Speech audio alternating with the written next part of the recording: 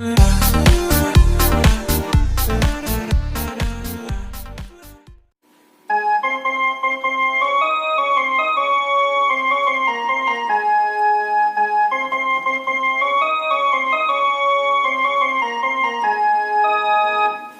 जय जवाहर संगवारी हूँ, मैं हूँ कुंदन। आज की वीडियो में प्ले करने वाला हूँ नीलकमल वैष्णो जी के बहुत ही प्यारे छत्तीसगढ़ी गीत के बोल है नीलकमल के चंदा रानी दे। तो संगवारी हो, वीडियो पसंद आए लाइक जरूर कर दो और साथ में आप हमारे चैनल में नए हो तो हमारे चैनल को सब्सक्राइब करे बर ध्यान बुलाओ। तो संगवारी हो, वीडियो स्टार्ट करते हैं।